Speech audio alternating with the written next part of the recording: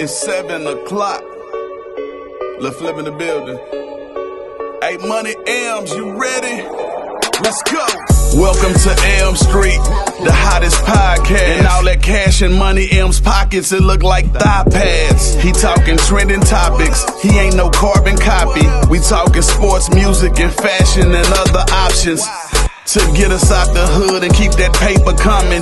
And I smoke homes, not backwoods, I'm about to blaze an onion. These rappers flexing on the gram and they got fake cheddar. This intro was provided to you by Flip Mayweather. That right. Yeety, yeety. Money Elms, what's up? Yeah. Lil' Flip in the building. Screwed up clip. Welcome to Elm Street.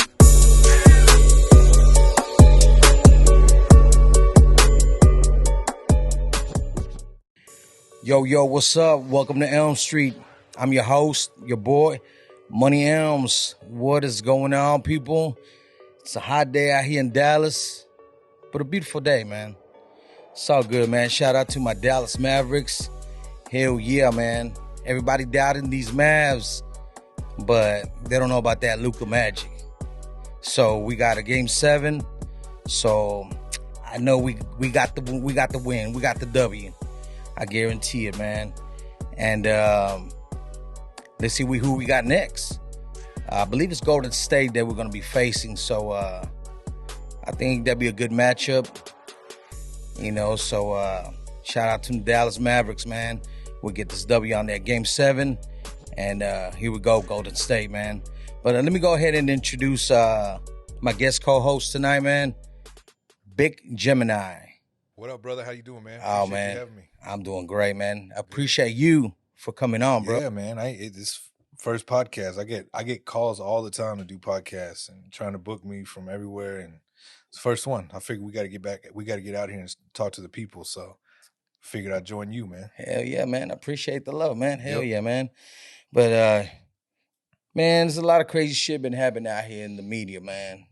I don't know if you've been keeping up, but you have Black China right now all over the media, you know, where her whole lawsuit, of course, you know, I don't know if she thought she was going to win. Right. But, of course, it didn't plan out for her. Yeah. I know we were talking about that off camera a minute ago. Yeah, so it kind of had the reverse effect. Mm-hmm. You know, instead of doing some good for her, it's actually doing her some bad. So what happened? Tell me, because then it's like I say, current events like that, I was telling you, I really didn't know, so go ahead and fill me in. So, apparently, you know, Black China and Rob were once together. I remember that. You know, so they had a reality show just like the Kardashians. Mm-hmm. You know, it was kind of like a sister branch, and they end up canceling the show. And she thought the Kardashians had something to do with it, that, you know, they were the reason why it got canceled. And so she was pretty much trying to sue them for, I guess, the cancellation of the show or defamation of character. That's been years, though, hasn't it? Yeah. It's been a while, right? Yeah. So I guess, you know, either she going broke and she's trying to get a little payday. Yeah, who knows? But like I said, it backfired. You know, a lot of shit started coming up. Her with her tax invasion. Her beating up Rob, that's pretty sad. She put hands on him? Yeah. So all that came up. Hey, but not only that, you know, she would pull out a strap and, you know, a couple times threaten to kill him, you know, and you know, all that came out. Wow. So I was like, man, what a giant mess. So she ended up losing the case. Mm-hmm. You know, I don't know what she thought that she was going to win, but she lost the case. And I guess she tried to say that the judge was being prejudiced and that they were taking on the Kardashian side, showing favoritism. But everybody's like, hey, it's too late. Yeah. You should have said something during the trial. Right. You know, why are you going to wait till it's over? You know, oh, well. Yeah, now it's too late. I mean, it is what it is, you know, and too bad for that payday. Mm-hmm. Looks like she's not getting it. How long was the trial? I would say it was about a month, maybe. You know, it wasn't that long. That's crazy, man. So it is what it is. You know what I mean? And life goes on. So, Keep it moving, Black China. all right. Keep that motherfucker moving. So, man, you have some other, speaking of, abuse, what's his name? Rob was getting abused. So we move on to another. Johnny Depp. Johnny Depp. You know what I mean? Like, Yeah, I know everybody's probably been hearing about stories and shitting on beds and all yeah, sorts of bro. stuff. I'm like, I look at Johnny Depp. It's like, oh, this is he looked like the player, but He was getting abused. But yeah, I don't But see you know it. what was crazy? I thought he was, at first the story was that he was abusing her. That's what I heard. And that's what I thought. I was like, he's putting hands on this woman, he's doing that horror deal. But really, he was the one that was taking it. Yep. That's what it seems like. Missing little tips of fingers and Yeah, shit. bro. And, her defecating on the bed. I'm like, man, what is going on? Yeah. That's So, odd, man. That's You never crazy. know what goes on behind closed doors. Even if the celebrities or not, they still go through their shit. And it just seems like their stories come more to light, and it's more interesting when they're celebrities because it's people that you see on TV. And then when you hear about all the craziness that's going on in their lives, they're like, people pay more attention. But it definitely odd. And then looking like she's sniffing something on the stand too. Oh, yeah. I mean, I don't know if that was, but I mean, shit. I mean, it's clear as day, It's right there. And she's like, yep. trying to get it all in, you know? And you can see it when it comes down her throat. She had a little drip. She had made that look. Yeah. So I was like, man. I said, but it's crazy though. I always say these celebrities, they lose touch with reality. Because at the end of the day, I don't think somebody like us would be shitting on beds and doing all kinds of crazy shit like that. I think they try to find the next level of entertainment or whatever. I don't know, pushing shit to a whole nother level. Yeah. It's not the norm. Like, we're used to the norm shit, mm-hmm. and they're just on a whole nother level, bro. Yeah, they must be, because, I mean, that's crazy, bro. And then now you have also Young Thug going through some, not the same shit, but he's going through some separate shit on some, I think he's being accused of murder. Oh, damn.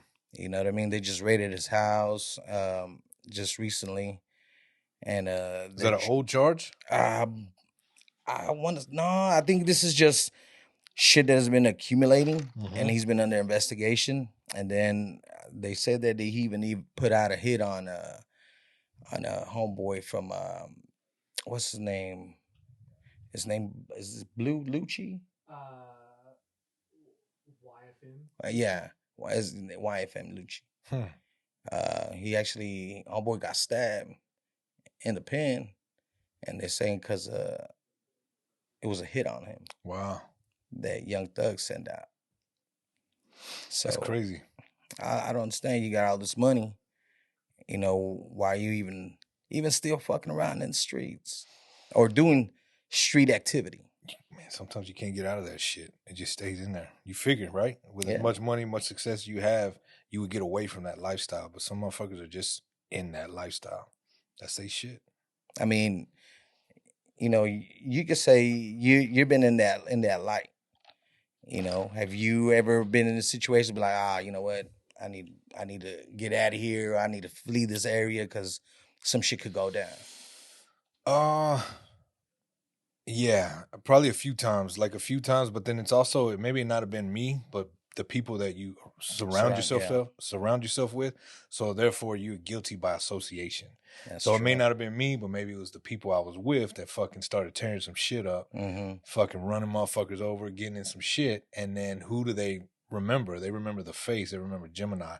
So then, yeah, it falls back on whoever you're fucking with. I wasn't doing it, but maybe the people I was associated with were, and they got down like that.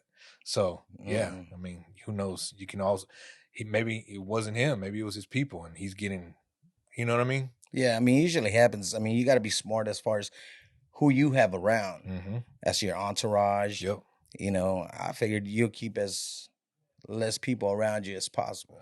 Well, they always talk, like, one thing about me when I would travel, do shows on the road, man, I kept it at a minimum, man. Like 4 or 5 people at the most, unless we were driving. If we were driving, then we had a van full of motherfuckers, and we were taking. Can we cuss them? We can cuss them, right? We So if we had a van, Mhm. you know, then we take 8, 9 of us, you know, and then we travel fucking Roll deep. deep. Yeah, Mhm. but you know, we're handling merge. Everybody had a fucking seat on the bus. Everybody knew their job. But if I'm flying to like radio stations, doing shows, different people, man, I kept that shit at a minimum, bro, because shit can get wild, you know. To bring in too many people, because then who has to pay for all that as well? Are the promoters going to pay for all these air flights? Nah, the main artist is the one that's really going to be responsible to carry his entourage with him. Kept that shit small. Always kept it small. I mean, that's the way to keep it. Like they keep tabs on the people Keep your you're circle rolling small, with, bro. Yeah, Got to. but yeah, man. So, but yeah, man. So yeah, you know, we as people, we gotta be able to. How can I put it? Like, stay away from drama. You know. Yeah. I mean, life's too short. Especially now, dealing after the pandemic, people should have realized that how short life really is, how precious it is. Mhm. And if you haven't, you know what I mean? Like, that's on you. But to me, but that's the older I get too. Young me didn't give a fuck. I didn't care the way I care now. Once you have kids, you start seeing life different. So yeah, life is short, man. Live that motherfucker to the fullest, and the motherfuckers that you do love, tell them you love them, and that's it, man. Live life. That's it. Yeah, man, it's crazy. So you had that. I ain't here to preach, but nah, you good. You good. So you have that podcaster that I don't know if you could call him what do you call him? Yeah, I guess it was a fellow podcaster, Kevin Samuel. He just passed away just recently, and then he was taking some heat. You know what I mean? Because he was pretty much talking about women, how if you're 35, you got kids, you're just pretty much probably down here at the bottom, So there was this preacher that started bashing him. You're like, who are you to judge these women and this and that? And look at you, somebody's, they're asking to, they started a GoFundMe page. This preacher started going for who? for For Kevin, the dude? yeah, and dude had a very successful podcast.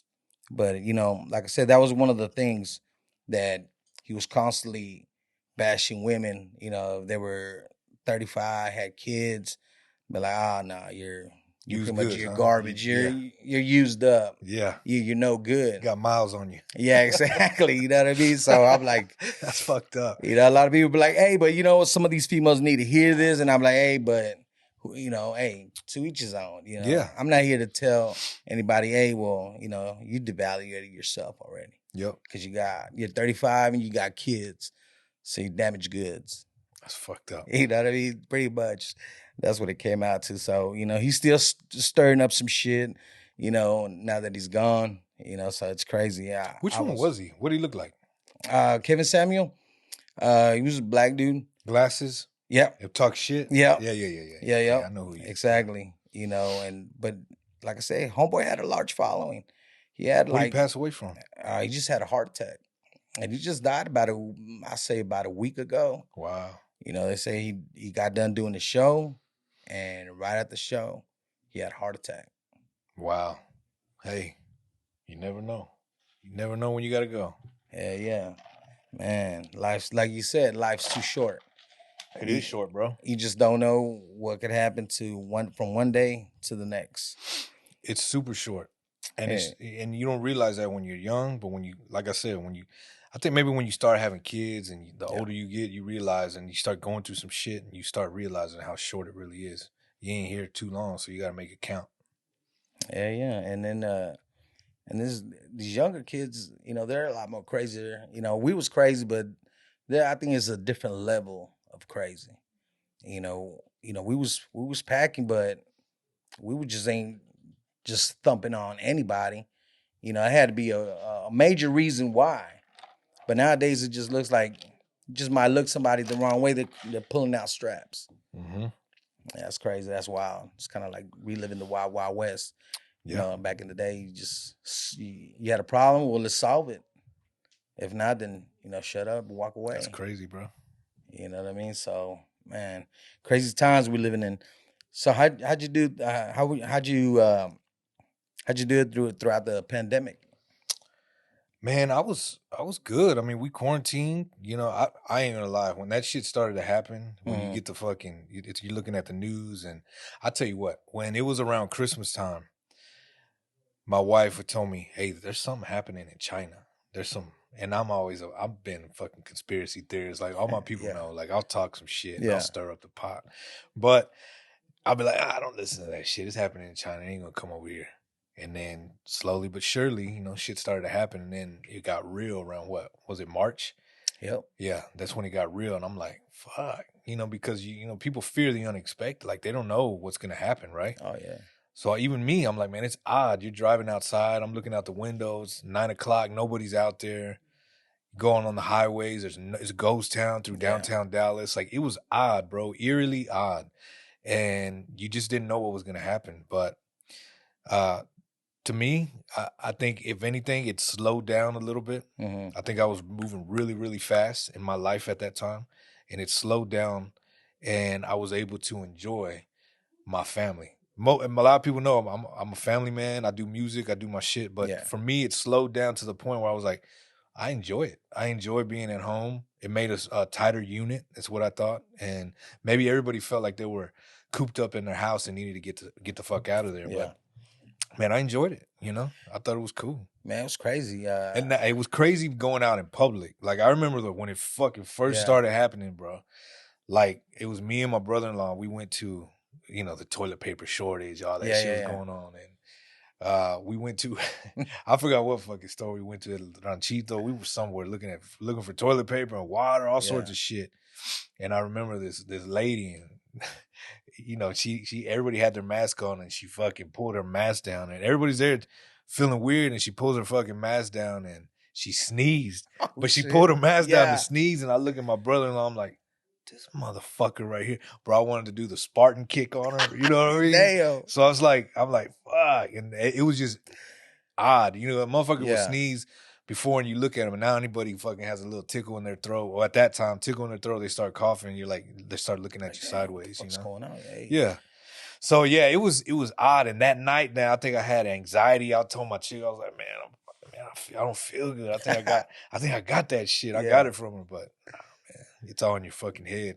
I think it was more people were paranoid. They didn't know what was happening, and with the mask mandates, it just got fucking odd, like a movie. Yeah, it kind of reminded me like The Walking Dead. Yeah, like there was nobody out there, and it's like I remember going out, and then I felt like I was heading out to look for supplies and to keep living type shit. Yeah, I mean that's when you're. We were gloved up, and it's fucking weird. But before I'd even bring anything home, we're disinfecting everything that comes in. I'm taking shit off, just going straight to the showers. You know what I mean? It was odd.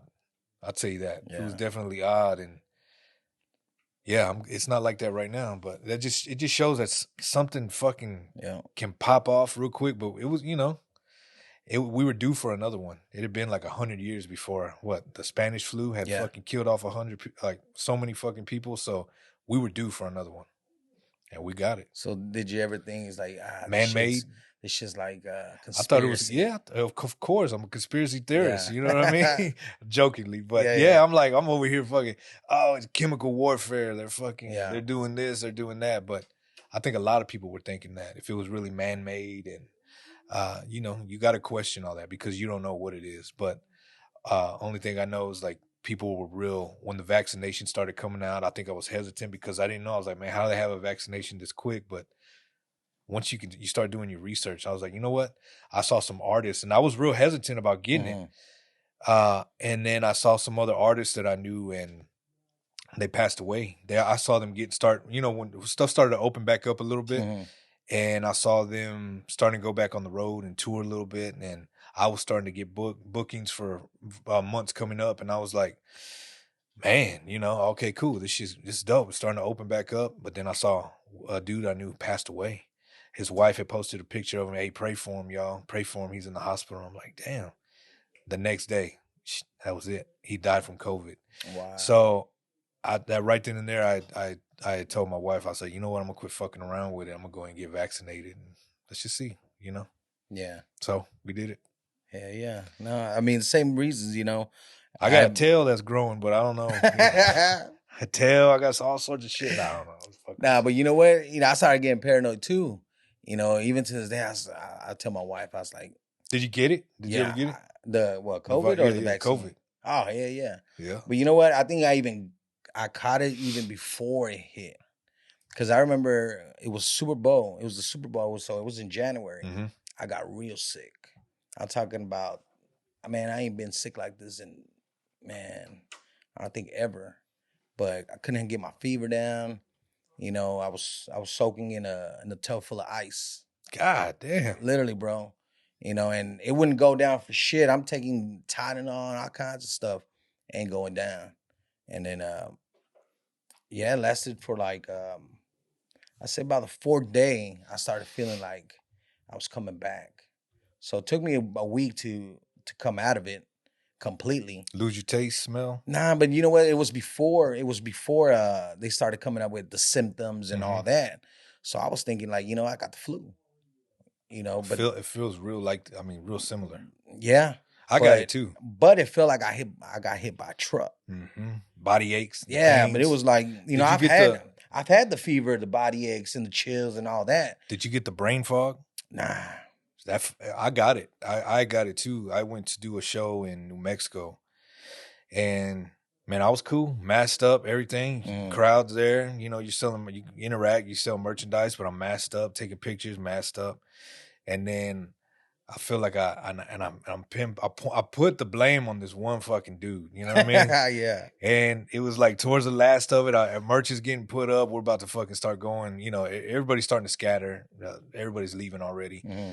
And then I'm putting all my shit up, and then all of a sudden this dude comes up, and I turn around, my mask off, and this dude hugs me. Oh, damn. Gets close, and he hugs me. Man, I love you, man. I love your music. Da, da, da, da. And his lady's right there, too. And I was like, oh, shit, I appreciate you, bro. Can we take a picture, bro? And when he starts talking to me, bro, like, I could smell his breath. Damn. Yeah. He was too close. He's too close, bro. You know what I mean? So when I smelt his breath, I was like, oh, fuck, this motherfucker gave me COVID, bro. And when I got back home, I told my lady, I'm like, man, my neck hurts. I feel fucking achy. I just feel weird, you know? Mm-hmm. And then I felt it the next day. By Tuesday, that's when it had hit me. And I felt like, body was aching, but then I was out of it, like brain fog. And that's what I call it, the brain fog. Yeah. And I was supposed to do an online concert I was supposed to do an online speech and a concert for a college up in Michigan. I got booked. It was in Minnesota, Michigan or Minnesota, somewhere up there. It was a college up there. And shout out Alma University. And then so I didn't get to do it. And I had continued. So I let them know. I was like, hey, I got COVID, but I'm still gonna go through with the performance. We're still gonna do the show how we want to do it. Yeah. And I'm here supposed to answer these questions, and then I'm like, man, let's go over these questions that I'm supposed to do. I couldn't even answer them. Like, I was so out of it, I could barely speak. And there's probably been I probably only canceled 3 shows my whole entire life, and that was the third one. And because I was sick, I couldn't do it. So they understood, and we didn't do it. And it took me I was down for about 4 days. I lost my taste, smell, but the brain fog, even after I got better, it took about a month and a half. I'll say about 2.5 months to get my taste and smell all the way back. Yeah. And the brain fog seemed to last way longer, 6 months. Every now and then I'd get it and I'd be like, somebody be talking and I'd just space out. And that's what seemed to affect me more than anything. Yeah. Was the brain fog. Like, I couldn't focus. Because I remember I caught it twice in 1 year. So I caught it in January.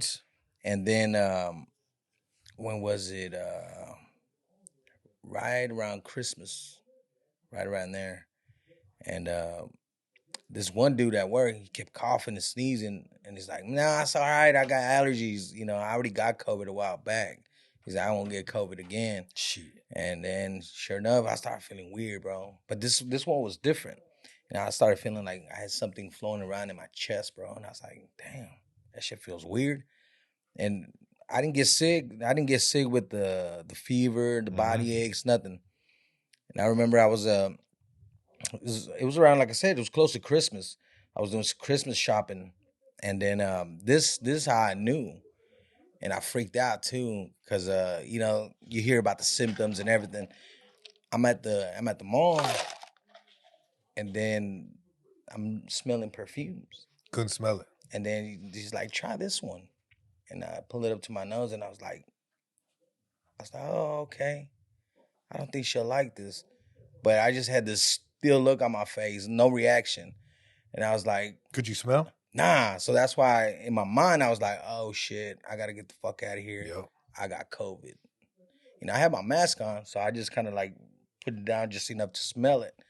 But when I couldn't smell, That's when you knew. I grabbed the coffee. You don't have to have the coffee beans right there. So I grabbed them coffee beans and shaked them up. And I was like, okay, it's time to go.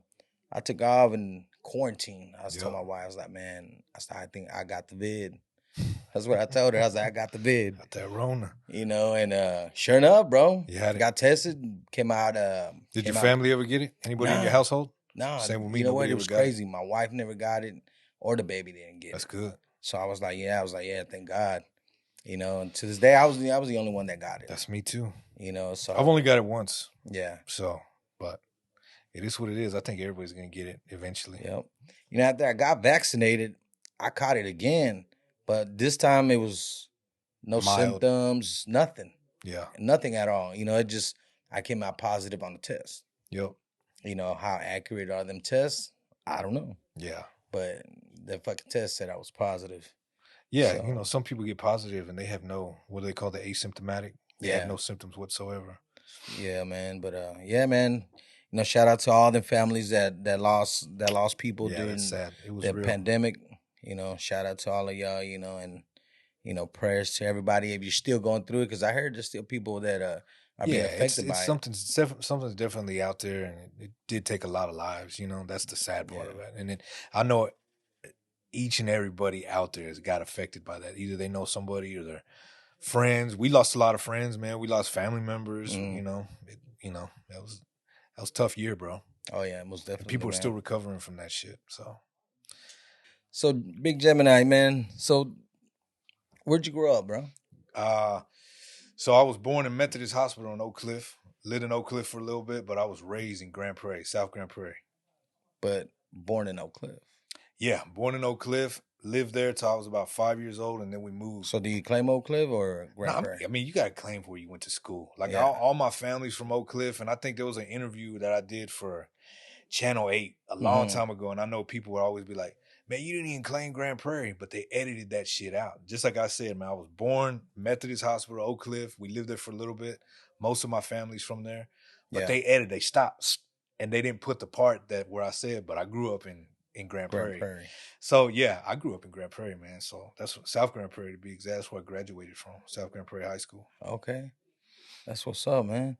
So what made you, where did the music come from as far as my family is interest? always my family I think had always been into music as a young kid. All my tios and they would always play the guitar. They were always self-taught, and from both sides of the family. And my mom, she can really, really sing. She has a really beautiful voice, but she's just so shy. And I'm always like trying to record her, and I've always been for like years now. But I need to do that, you know. Yeah. But it came from her, and I think, man, at a young age, I could hear melodies, and I could finish like. It was weird, man. I was just talking about this the other day, but as a kid, I could find beats within beats and rhythms, and I would play them to my dad, and I'd be like, "Hey, check this out, Dad," and I'd let him hear something. He'd be like, "Oh, that's cool, man," you know. But he didn't know what it was, you know. Yeah. Me looking at my daughter now or my son, I can tell, or anybody's kid, I can tell when somebody's musically inclined, and I would. If a parent sees that, nurture that shit, because you don't know what it can blossom into in the future. So I figured, I was like, man, if I would have been light years ahead of where I'm at right now if I would have got it sooner. But you know what? It's all in God's plans too. So we're here for a reason. So I got there whenever regardless. it's his time. Yeah. I got there for a reason. Yeah. So got the music from them, and I think I was about 13, 14-ish. And my older brother him and his boys already had a music group. and they started their local music group, and they were going into studios and recording, and I was fucking in awe of that shit. I was like, wow, like What was the name of the group? None But Dogs, NBDs. Yeah, Number Dogs. None But Dogs, man. And they went and recorded a song called Liquor Fiends. And I remember when they recorded that shit and they brought it back on a cassette tape, and they were hearing their voices, and I'm listening to them, and I took it back to school, and I'm, man, check my brother out, man. This is his group. And they're like, oh shit. And I had two of my best friends, and I don't know what it was. Like, I wanted to do it too. Like, I craved that shit. Like, it was just weird. Like, I was like, fuck, I started writing. I was always good in English, so I could always write stories really well. I mean, like, English was always just a real strong subject for me. And I guess when it got introduced, my brother said one day, he's like, man, why don't y'all, we sat down in the room, and I was with two of my closest homeboys, and he was like, why don't y'all start a group, man? And when he said that, I think I was about 14.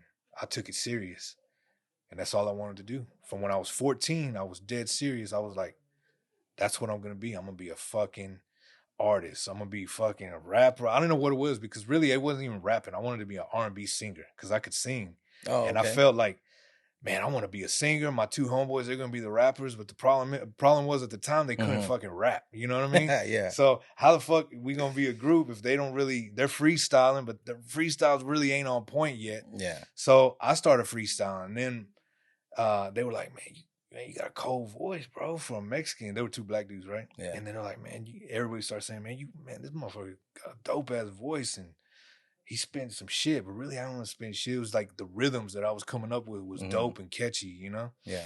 And just started to really work on that, the freestyles and writing. And next thing you know, we all clicked up. My brother's group, my little group, which we had called ourselves the Underdwellers at the time. You know, kid shit. You don't know what the fuck. And I'm writing fucking names down, trying to find the right name to fit me and shit. So, yeah, we wound up linking up together, and we called ourselves the South Coast Syndicate, and that's how we started our group. So, and then we wound up putting out 2 group projects together with my boy Norby, the Manipulator out of Dallas. So, what's up, Ghetto House Music? Hell yeah, shout out Norby, man. So we started off with Norby, and I think I was 15, 16 years old when I started recording over there, man, at Doorway Studios with Norby. Wow. And we started working on that project, and I was still in high school. And then the first album came out, and I used to go by Misfit, and there was a song called Candy on there, and that was the one that was the single that took off on radio. And I remember at the time I was working at Taco Bell Division in Arlington at this time. So I was about 17 at this time already, and we're trying to wrap up the album.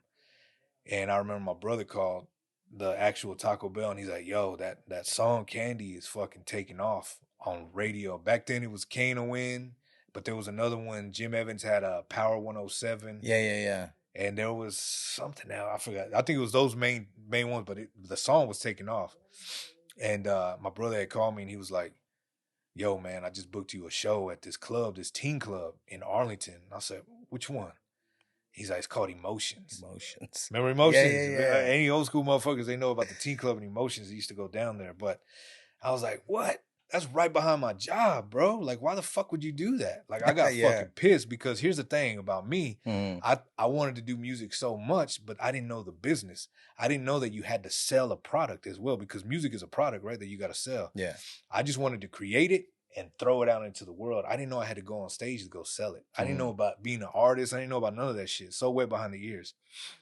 So I got mad when he told me I had my first show, because fuck, bro, I'd never been on stage before. I was petrified. I was scared. But anyways, we did it and got on fucking stage, and you know, the crowd knew that by that time the crowd was fucking big, and they knew the fucking song.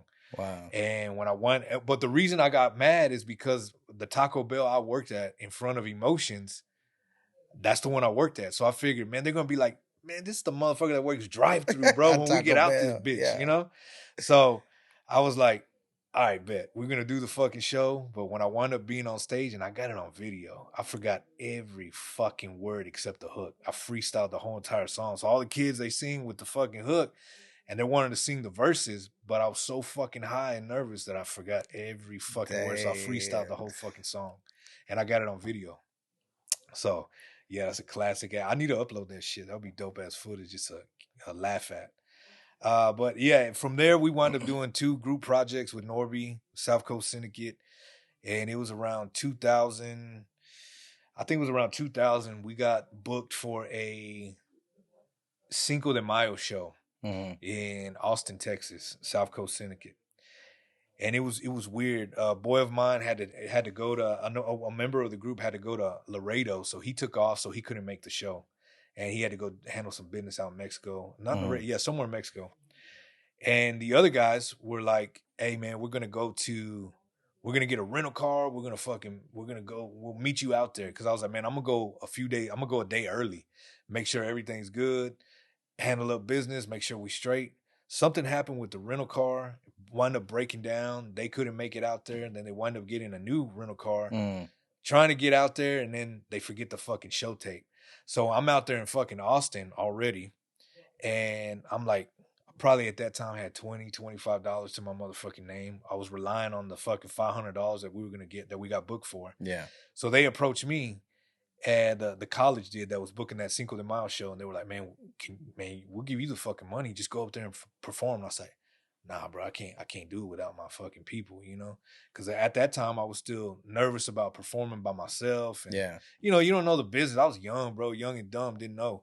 But also, I didn't know that certain things that may look like a messed up situation at the time, when you look back, it's like, damn, if that wouldn't have happened, this domino effect wouldn't have happened. So what happened in Austin, I was stranded, didn't have a way back home. My guy tried to call my other boy from Laredo, and I said, man, you going to pass through Austin on your way back? And he's like, man, not for like 2 days, bro, 2 or 3 more days. And I was like, oh, shit.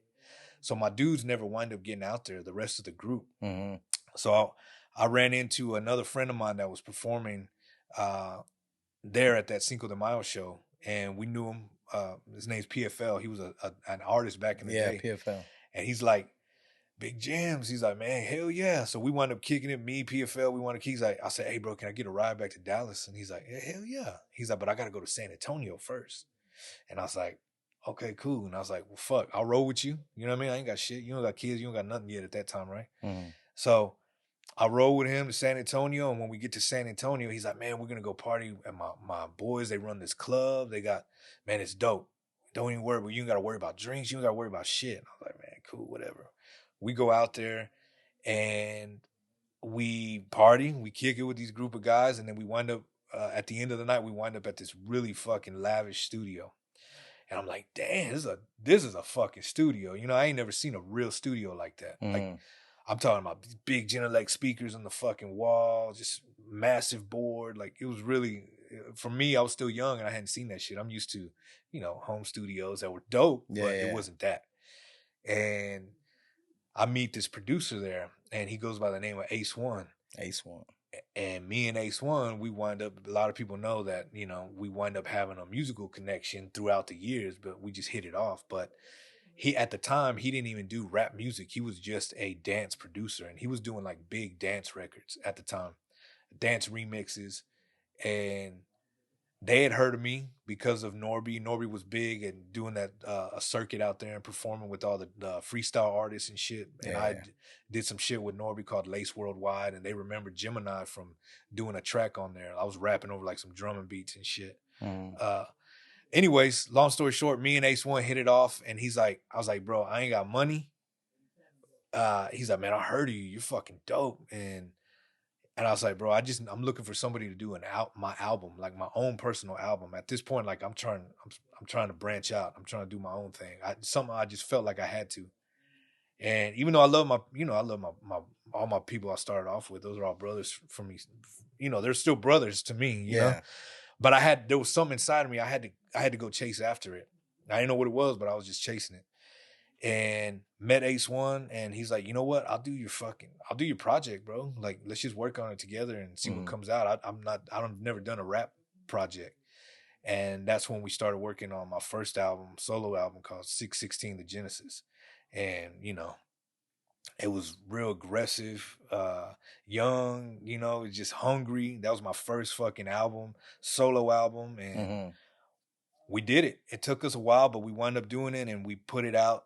He had connections, and then I had already there was a guy by the name of Charles Chavez out of Houston that had heard of me already through Norby, and then a friend of mine that I went to high school with, he wound up getting a job in Southwest Wholesale here in Dallas, Yeah. and then he wound up moving to Houston and working for a company out there. Then he wound up working for Charles Chavez and linked us up that way. But Alex was working direct with Charles Chavez, and that's how we got my album to Charles, and he wound up signing me and put it out regionally. It blew up all over Texas, really Houston. It blew up big, but it just didn't get that. It didn't get out of Texas, you know. Yeah. Underground is where it was at. But we did get some radio, regional love, radio play. Did you have any singles on it? Yeah, the anthem. Y'all don't know who you fucking with, baby. Y'all gonna fuck around, make it go crazy. Y'all don't know if you remember that shit. Yeah. So that came out of there. Yeah, man, it was just a dope experience. And then from then it just, you know, we started. That's when I started to get a taste of, okay, this is what performing really feels like. This is what it's like to get paid features. This is what it's like to get paid shows. Mm-hmm. You know, like I was getting the taste of that. And then the label wound up going through their thing, and we wound up parting ways. Dope House tried to sign me. I remember Carlos would call me when he was in South Park. Shout out South Park. When he was locked up, he was going through the whole ordeal at that time, and actually was reaching out to me while he was calling me when he was locked up. And I did a song for like Powder and some other people from Dope House at the time, and they wanted me to go over to Dope House. What year was this? 2001. So this 2002. So after the Genesis came out. Okay. Yeah, after I put the album, the Genesis, out on Latium, and then this is after that. So Latium at that time was not going to be a label, so I was in a contract. So he was looking for somebody to take over my contract, to buy my contract. Oh, okay. Carlos, Dope House had suggested, man, we might be interested in getting it, you know. So we had a few conversations, and it just didn't work out that way. Mm-hmm. And then I got signed to Catalyst Entertainment. Catalyst wound up picking it up, and that's when we started working on my second album, The Product of Pain. But at that point, it's when I moved to California. And I moved to the Bay Area, and that's when I started recording. In between San Antonio doing shows, still with Ace One, and then working on the project out in California and recording in Emeryville, out by Oakland. Okay. So that's where we mixed that shit and got it ready, and then did the whole album. It was a dope album. I don't know if everybody heard it, but if they heard it, that was like I was going through a dark point in my life, so hence the name, The Product of Pain. And we would listen to it and be like, man, it's a dope album, but there wasn't a fucking hit record on there yet. And that was my manager at the time would be like, man, there ain't a fucking hit record on this bitch. And he's like, man, I'm gonna call some of my people, because at the time that's when he used to do road management for Upstairs Records, which was they had MB Riders and fucking Angelina at the time, and probably some other groups I can't remember. But he's like, man, I'm gonna call Magic. He goes, we're gonna link up with Magic and we'll get a fucking hit record. And I said, at the time, I was like, man, who the fuck is Magic? Yeah.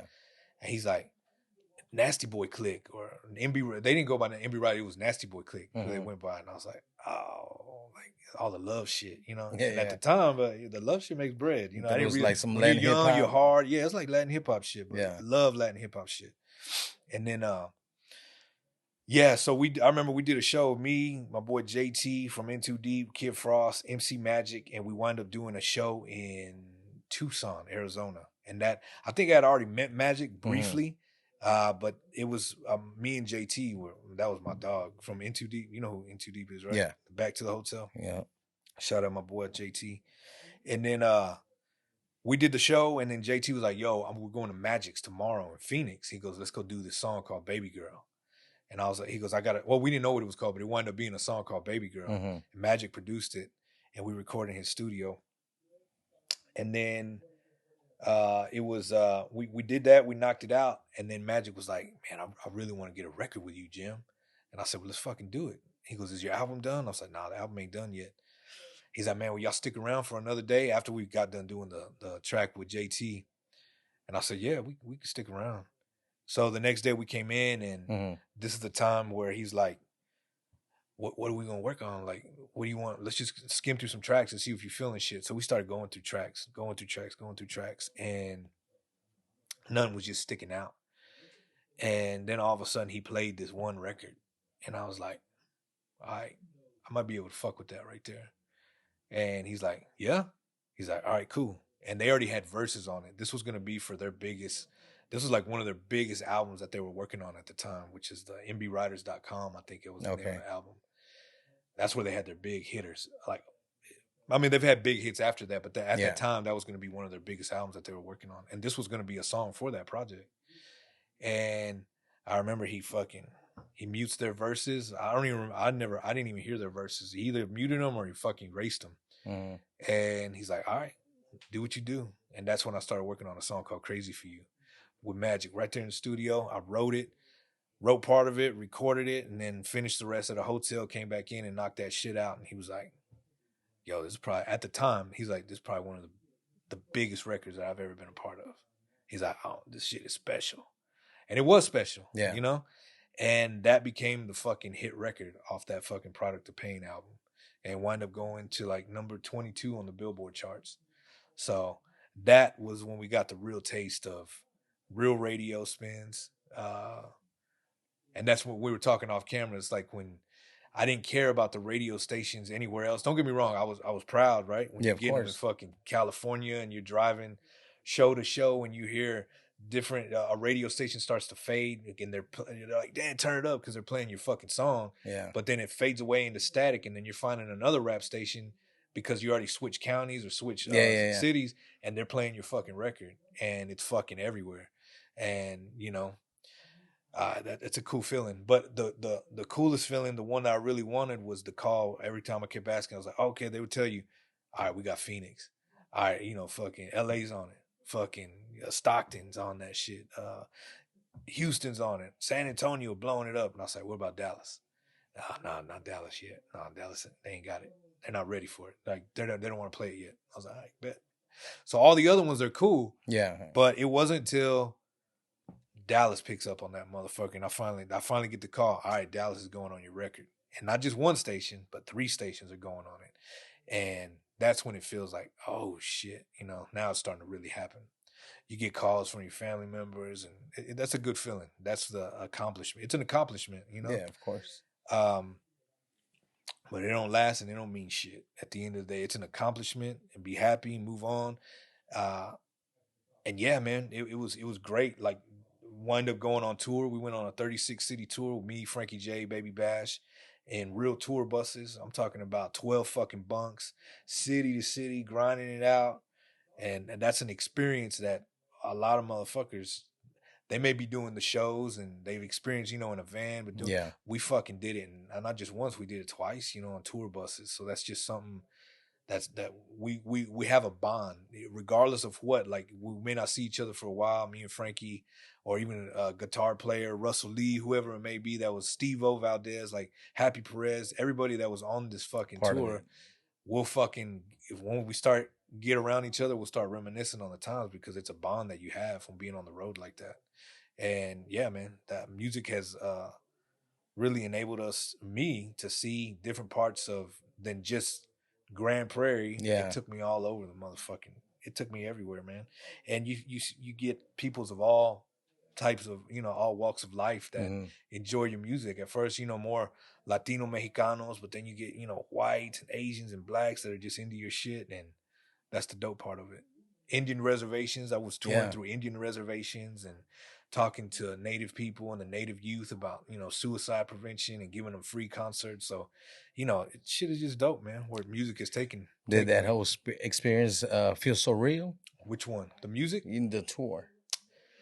Yeah, because when it's at the tail end, you know, it's about to end. It's like, fuck, what now? Well, now you get back to work and still push. But then I wound up getting on another tour. We were on a tour bus. It was me, MB Riders, Pitbull, and Amanda Perez. And that was before Pitbull. That was Pitbull when he was like, he had Gulo, and he was just fucking taking off. Yeah. And he was just building up. But cool, man. Pitt still fucking like, as how he was back then, how he is now. So he was just as 100 as he was. Like, well, that's what I mean. Like, he was 100 back then, and he's still 100. If we see each other, it's all love, you know. So yeah, those are cool experiences, bro. Like, to be able to have done that, and just to see what we've seen, and to be on stage and hear fucking, you know, crowds of people singing your shit word for word. It's a cool feeling. And then after that, we did the Product of Pain, and I did a venture with Universal. I got signed to Universal Motown, and they were just real stuck on doing the sound of like Crazy Few. And to me, I was like, I had more of a sound than just that sound. Like there was real artistry. There was some real artistry shit going on besides a song like that. And if they thought that that was my best song and they wanted me to every song to sound like that, I couldn't do that. Because I was like, man, listen to the album. I think there's shit that's better than that on the album. There's other people that'll say the same, but they wanted more songs like that. We just couldn't deliver it. So I was just stuck. I felt like I was stuck in a contract, trying to create songs. And we wound up doing some with Plain Skills and Chameleonaire, Hey Lady, that got a little bit of radio love, but it just never took off like the Crazy For You. We wind up getting out of the Universal deal, and it was kind of like in limbo. You know, I was kind of like, man, what the fuck am I gonna do now? Like, I felt like we were close, we were already there, and kind of just missed my shot. I was like, damn, that was it. But that was your window. Yeah, so I started to like kind of take a little hiatus, take a step back, and regroup. What am I gonna do? And at the time, some other boys of mine, I had introduced me to. Oh, I had heard of a label out of Dallas, and they were making some noise with an artist here, and they were like, I had heard them on the radio, and then my boy Ace One, he's like, man, you gotta come holler at my boy Jay, man. Holler at my boy Jay in West Dallas, man. And I said, who is he? And he's like, man, Big Gun Records, man. They're doing their fucking thing. Like, they got this artist, man. They're blowing them up. He's like, man, you should come. He always invites you to the studio. He's like, come through. So I started going out there, and shout out my boy Johnny Quinn, all the Quinn family in West Dallas. And then, I went out there, man, and just started fucking linking up with them. And we built a good, solid relationship. And that's when Johnny was like, man, you know, what you want to do? Like, I got this artist, you know, and shout out my boy Belaz. That's my little brother right there. So that was the artist that they were working with. I'm talking about with Bum B, Scarface. Like, they were going all in with this project. And I was like, damn, okay, cool. And I was like, you know what? So we wind up, you know, joining forces and putting a project out together. And then he was like, man, who you want to work with? He's like, Timberland. He's like, who you want? Irv Gotti at the time. And I was like, man, you know what? We don't have to do all that yet. Like, I love the big names and all that, but let's go. I'm gonna go where I know I can create some shit. I'm gonna go to San Antonio. I'm gonna get with my dude Ace One, and I'm gonna come back and create some shit. And he's like, for real? Timberland, Irv Gotti, you want to go fuck with Ace One? Yeah. Okay, cool. I trust you. Go do what you do, you know? So I took off for about a month or two to go work on a project. And I remember it was around Christmas time. It was around Christmas time, maybe 2000. I don't even remember. Maybe 2005, 6, somewhere around there. And we're working on this project. Me and Ace One are already in there working. And it was around, I knew it was around Christmas time, but it was probably like we were done already. And it was probably like around 4 in the morning. And he starts, I was like, man, we need something. We need like a pop record, man. We need like this is the album we're working on. It's going to be like a pop album that we're working on. It's going to be the breakthrough album, you know? And he's like, well, what do you have in mind? And we started just referencing, throwing ideas back. And then he just started, I told him, I hear this melody like a, and he's great at keys. Like, if I can throw him a melody, he just starts playing it. And he'll start filling in, and I hear sounds, and we'll start doing it. And next thing you know, we fucking started knocking out this song called Hypnotize, you know? And the Hypnotize wound up being the hit record, one of the hit records off my History in the Making album that I did with Big Gun Records. And a lot of people thought, oh man, he's done. He had his shot with fucking Universal. He's fucking with a local label out of Dallas, man. He's taking 10 steps back, you know? What the fuck is he doing? These are people in the business that I used to fuck with were saying this about me, you know? Wow. And I was like, you know what? It's cool. It's cool to be the underdog. And it's sometimes you got to take steps back, whether it be 10 steps, 5 steps, whatever it may be, to get fucking 20 steps ahead. So I'm willing to do that. And that's how I felt. Like we were the underdogs, you know? We had a point to prove. And it took a while, and we sat on that record. It probably took me about 1.5 years, 2 years to create that album, but we put some love and some heart into that fucking album. Like we we really wrote that shit together, you know? And probably some of the best times in creating an album was working with Big Gun and creating that history in the making album and the bond that we all have from it, you know?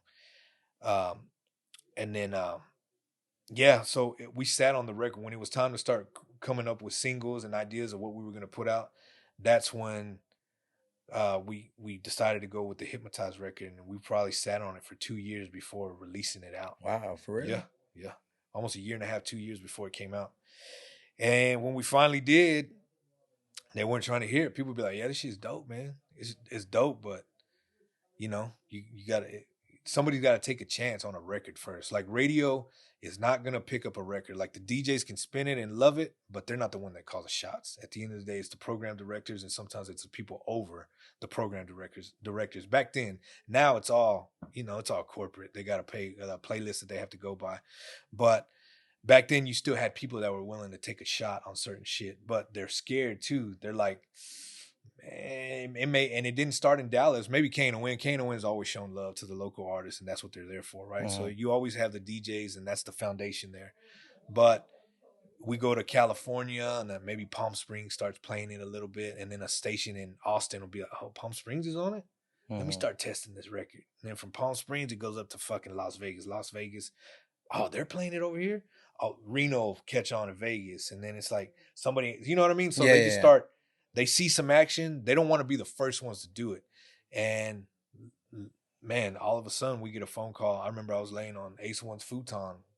I get a call, and then it was a DJ from 98.5 The Beat in San Antonio, and he calls me. He's like, "Yo, Jim." He's like, "Man, we're gonna." Just want to let you know, he's like, we've been playing it. That's where they test records overnights to see if they get a response.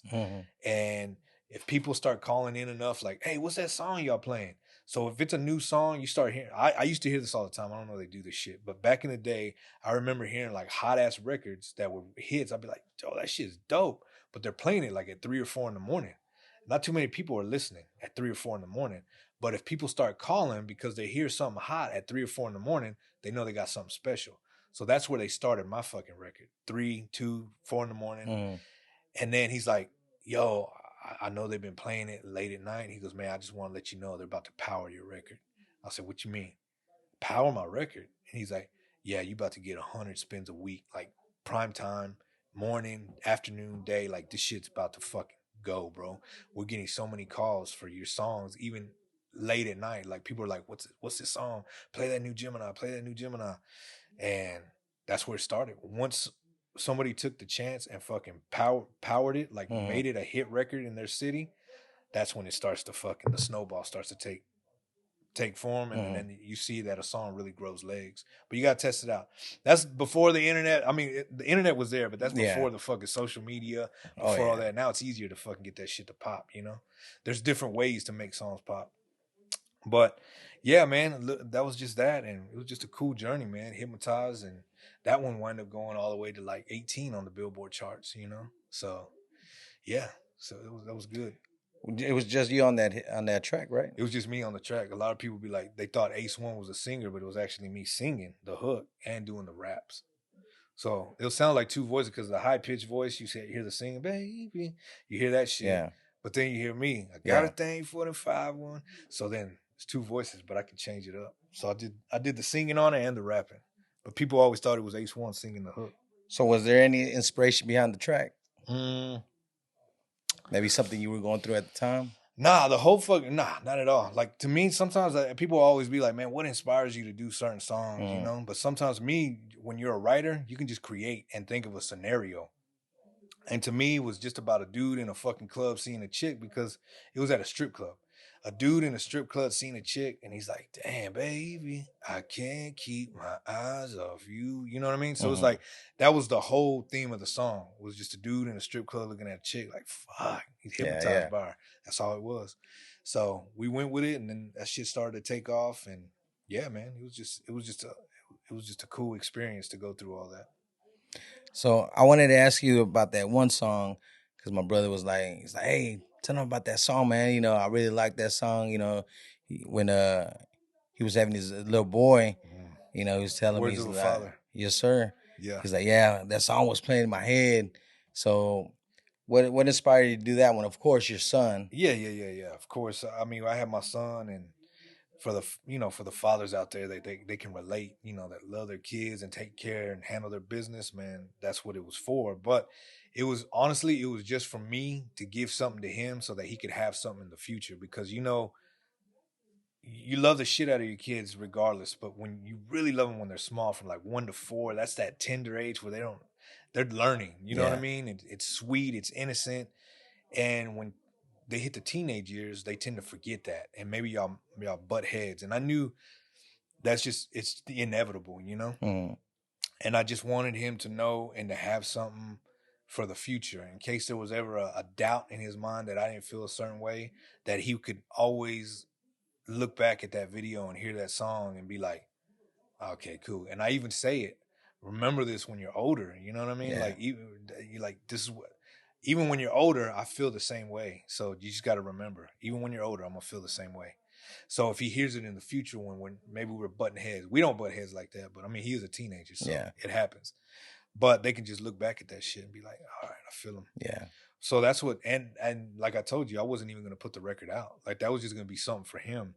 And then I let some dudes that I was working with at the time in LA hear it, and he was a new father at the time, and he was like, bro, the world's got to hear this shit.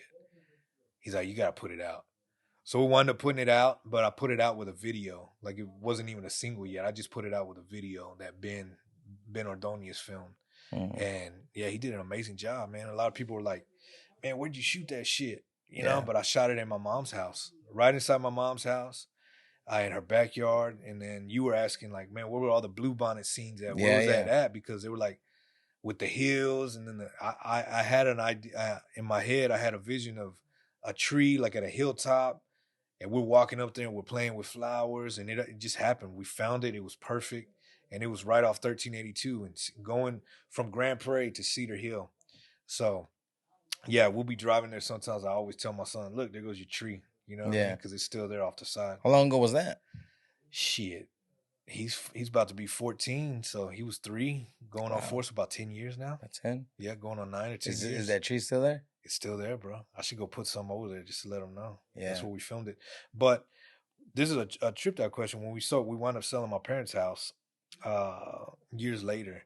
But there's a scene in the video where I actually put, like, when kids, when they're measuring them and they're growing, this was when they were 1 year old, they were here at 2 and 3. So we did some fake shit in the garage, like he was 1, 2, and 3, like now he's here this height, and we left it there in the garage, and we wound up selling the house. And then years later, probably like 3 years later, 2 years later, I get a message, a private message on Instagram. And he was like, yo, man, I just want to let you know that I'm wind up moving from California. I want to say not to chase, but I think he had to be close to his daughter. I think that's what it was, to be close to his daughter. And he goes, man, it's crazy. I wanted to take a break from doing music. And he goes, and this just inspired me. Like, you're an inspiration, and this inspired me to keep going. He goes, man, just let me show you. And he shows a clip of the video where I have in the garage, and it shows, like, the lines, where they're getting older. And then you see him moving, and then he walks into a garage, and he's actually living in my mom's old house. And it's crazy. He wound up getting that house. And he's like, man, you're just an inspiration, big homie, to even be in the same. He goes, I'm fucking tripping that it's the same fucking crib. He goes, but I'm just taking it as a sign to keep doing my music. So shout out to him. If I don't remember his name, but I think if he's still doing music, man, keep pushing.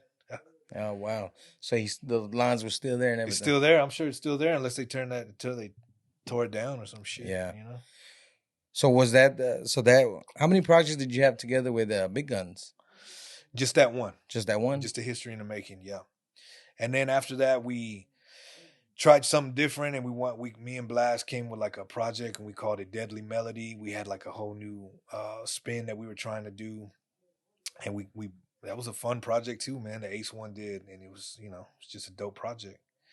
And then from the music shit, I started branching out, we started getting big on the electric vapes, trying to come up with our own vape juice, and we called the vape juice Deadly Melody. And I focused probably about 3.5 years, and let the music go to the backside, and was focusing on that vape juice, trying to create that company. And that's when all the regulations started to come out, and it started making it a little bit harder. I was the branding side of it, created the whole look of the bottle, the names of it, talking with companies out in China just to get it all here. And that's when we were still doing glass bottles, and then they regulated it had to be plastic. So it was just a big ordeal for like 3 years of and a lot of time and money invested that just didn't pan out.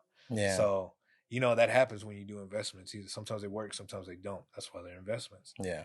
But from there, I had some business partners, and that's when I was like, man, I noticed that I wouldn't say I was the main workhorse, but I was a workhorse. Like I was the artist that it was going to be based around. My label was being based around, and then I'm actually helping the over the design aspect, dealing with companies out in China to make this shit happen, doing negotiations and doing deals, and actually doing door knocking, going into stores and trying to do taste tests and drop off samples to get our product out there. And I remember we were gonna partner up with a distribution company, and they were like, man, just make it easy, just pay us the money, let us distribute it, we'll get y'all in about 1,000 stores quick. And I was like, man, fuck all that. I don't want to waste the money yet, because we really don't have the finances. We already invested into so much shit to invest even more just on a distribution company. Like, not yet. They're like, you're not going to be able to get into like one store, 1 or 2 stores, if that. But I'll fucking wind up on my own getting fucking 16 stores within 2 months. Wow. From here in Texas to Oklahoma to New Mexico. So I knew like that's the sales side of it. If I'm passionate about something, I know how to sell that shit. And it's not sales if you know what I mean? Like you got somebody, if you got a product that tastes good, they want it, let's make it happen, Sells itself. So yeah, it'll sell itself if it's dope enough. And then did that, but it just didn't pan out. The return wasn't there, and the business just dissolved, man. Yeah. And a lot of time and money invested into that shit that just didn't. I needed to get it back. And at that point, I was kind of feeling, you feel like, damn, like so much time invested that I just felt creatively I was fucking burnt from music, from a project that I fucking went and did and wrote like 32 songs out, and it never panned out the way it was supposed to. Yeah. So musically, I was burnt out. Like creatively and musically, I was burnt out. From the vape shit, I was burnt out, and I was like, man, what else can I fucking do? And it's gonna come. And at the time, I had a good friend of mine, and he was in the mortgage business, for like 15 years. And he's like, man, the way you interact with people, the connections that you have, he's like, man, you should get into like, I don't know. He was, man, I think you'd be good at getting into like something that I do. And I said, mortgage shit? And he's like, no, like real estate. And I said, well, I always wanted to get into like the investment side of real estate. And I said, but we just took a fucking big hit. Like, it's going to take time. We got to recoup some shit. We got to get back, like to get into investments and start getting into real estate like you're mentioning. He's like, man, just think about it. I think it'd be good for you. So the seed was planted, and it had already been there. And there was another artist that I had seen out of Houston, out of Galveston at the time. And he was, he had got in. I saw him. He had posted a picture. He's like, man, I'm getting into real estate school. And I was like, damn, I had already had that in my head, but it fueled it even more. The seed was already there, but then it really started to grow when I saw that. Because I was like, man, you have limited beliefs. When you think that you can't do something because you've done something for so fucking long, that, man, ain't no fucking way. Like, how can I even switch gears like that for somebody to take me serious? Yeah. I'm going to now transition into doing something totally different than music. But when I saw another artist that did it, I was like, well, shit, if he did it, I can do that shit too. So I did. But it took me 5 years to get there because of limiting beliefs, thinking that I couldn't do something because I did something prior. And long story short, man, I got into it and got into real estate and started a real estate company, got in about going on about going on 4.5 years, 4 years now. Mhm. And it's been great, man. So we got a real estate company that's fucking booming. We're killing it. And Want to give that a plug? yeah, Croft Yeah. Dominguez Real Estate Group is powered by Keller Williams. So yeah, so you know, and it's crazy because now I get fans that have been people that have been fans of music. They'll be like, man, you helped me through, you know, whatever. Your music has helped me do this. But now it's even better that we're helping these people sell their homes. We're helping them get into homes, dream homes that they never thought that they could. Yeah. Giving financial education, helping them, teaching them how to build generational wealth. You know, that's totally different than shit that I was taught. I wish that I was taught that shit when I was getting money, when I was a fucking, you know what I mean? This is the stuff that needs to be taught by. You might see a young rapper that has fucking $100,000, $200,000 fucking chains on his fucking neck, but he's renting a fucking apartment for fucking $2,500 a month. You know, it just, come on, bro. You know, Yeah. there's something. Invest your shit wisely. There's ways to invest it. I'm not knocking it. You know what I mean? Yeah, Because yeah, we of all course. want to show what you got. But when you've never had it, you want to show it. But if you're taught different at the beginning, when you're starting to see some sort of financial wealth, there's ways to invest that shit to grow it, so your kids will have it, and their kids will have it, and their kids can have it. You know, so that's the shit that we weren't taught, and that's the shit that we're trying to educate a lot of our clients on and people with, and and that's been an amazing ride, because I thought that music and real estate, they don't go hand in hand. Like, I mean, how do I? But back to my boy that was doing it. He became one of the biggest investors out of Galveston, and he fucking kills it, bro. And I even called him after I got licensed. I was like, bro, I want to get into the investment side. And he's like, man, I'm gonna tell you. He's like, get in to the buying and selling side, because that's going to save you time and money. Because if you just jump into the investment piece, you're going to wind up fucking off a shitload of bread if you don't know what you're doing. Go learn the ins and outs of buying and selling, how to help people. Then when it's time for you to learn the investment side, you're going to know what you're doing.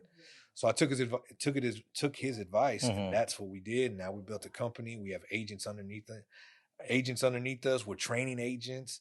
Part owners of a fucking Keller Williams out in Mansfield. So it's really cool, man. It's been really cool. So from music, and then you still get fans. Like, some of my people, they don't grasp like how people see me in the music world. They just know me from real estate. So now it's merging the two together and knowing and letting people know, yeah, I do music still and do real estate. Have a real estate company. It's just another company that you can have. You got to diversify your funds, you know, and still doing music at the same time. I still go out on the weekends. I still do what you love. I still being able to do what I love, and it made music fun again. Yeah. The creative juices got sparked. The drive came back, and it was no longer. And I can only speak for myself, because music was, at the time, it became just it was a job, bro. Yeah. Sometimes, you know, people wind up hating their job. I didn't hate music, but when you have a family and you have responsibility, man, you got to fucking look for the next verse. You're hustling. You got to look for the next. You can call it a client, but you got to look for your next client that's willing to pay you for the verse. You got to look for the next client that's willing to book you for a show. And if you don't know how to stay in contact with these people, I mean, shit can slow down. And when it starts to slow down, that's when you're like, man, what am I going to do? But the real estate has helped me see where I could have implemented other tactics into the music business to have made it more. I don't know.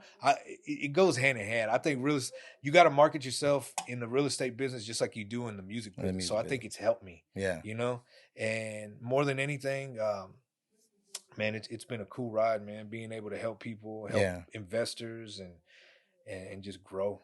You know, I heard Blast got into the real estate game too. Man, I tell all my people to get into the real estate game. I got a lot of people just signing up, but Blast did get his license as well. But why not? You know, like, you still able to do what you do. I have people that are principals and they have their license. Like, why would, I mean, if you're able to help somebody do that, then you make a little extra money on helping somebody. But you got to know what you're doing and be passionate about it. It's not, money comes. The money will come, but you got to come from. you got to come from contribution is what it is. You got to be willing to help people, and then the money can start coming after. That's just the blessing that comes from it, you know? Yeah. But a lot of people, I think they think, man, you can make a shitload of money in real estate with investment. I want to become an investor and jump right into it. And then a lot of people, they wind up seeing that there's real work involved. And I don't know. It's just been fun, man. It's been a fun ride.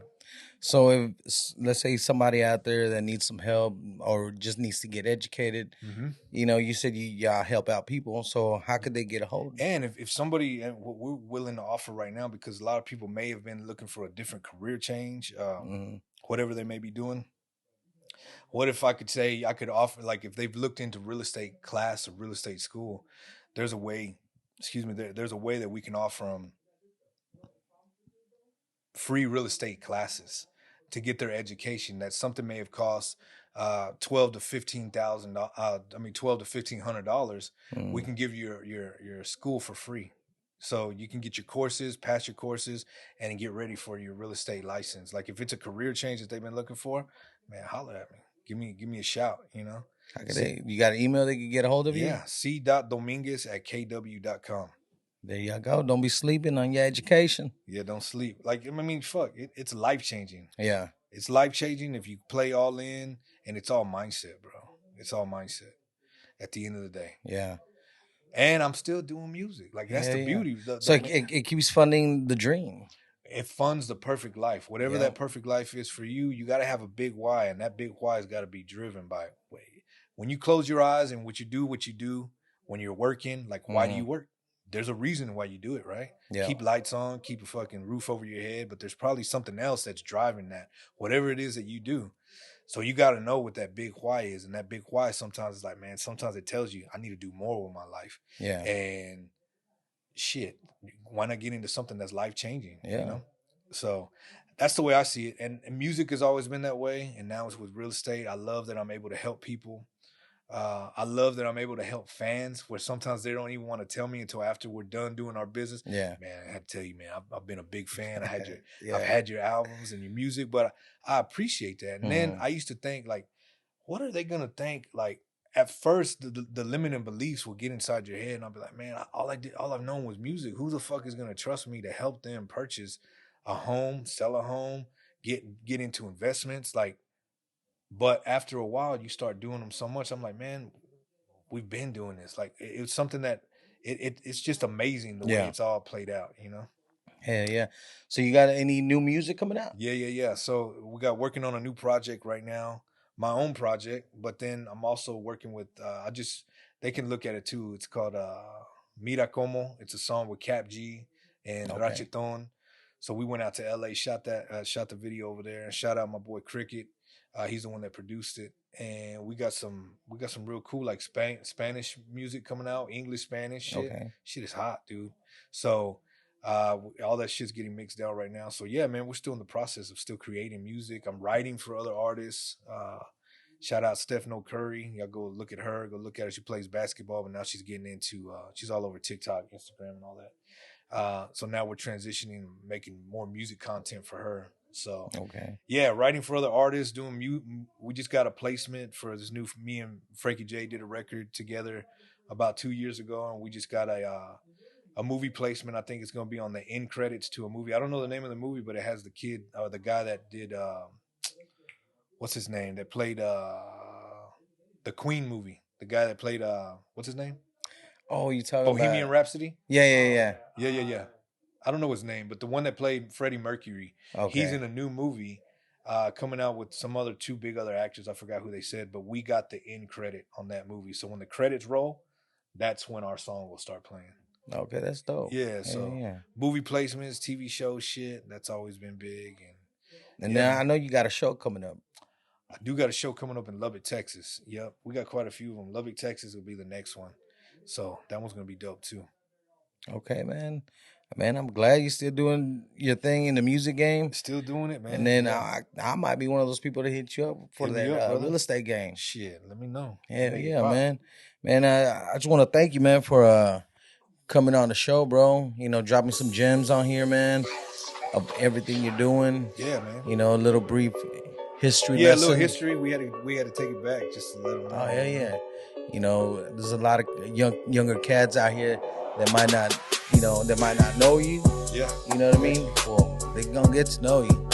You know what I mean? You know, that's kind of like my purpose right now, to a lot of people out here in D-Town or outside of D-Town, because people are watching from all over. Yeah. You know what I mean? Just give them a little history lesson, about Dallas. You know what I mean? So, man, I'm glad, I appreciate you for coming on the show, man. Showing me some love, man. Absolutely. Yeah, man. You got to hook me up Blast so I can have Blast on here, man. Hit him up, Blast. Yeah, most definitely, man. You got any shout outs you want to give out? Man, I just want to shout out to everybody that's always listened to the music, still supported, and that'll still continue. Once we drop the new shit, man, just stay tuned. That shit's coming out. I guarantee it's just gonna be hot. Ooh, y'all heard it. Y'all heard it here, man. Exclusive, man. Where can they, At Big Gemini. Okay. Yeah, they can still at Big Gemini on Spotify. Big Gemini, go stream all that shit. Go listen to it. Go listen to the classics. And that's when they'll get the updates from the shows and everything else that's coming out. So they want to follow you on social media? Social media is at Big Gemini, Instagram, Big Gemini Music on Facebook. Yep, holla at me. Hell yeah. There you have it. Big Gemini and welcome to Elm Street. I'm going to take the time and thank you, man, for coming on and blessing us with your presence, bro. And I want to wish you the best in the music game and in the real estate game, man. Yeah, and thanks for coming through. And this is your boy, Money Elms. Keep your ears to the street, and I'll catch you on the block. Peace.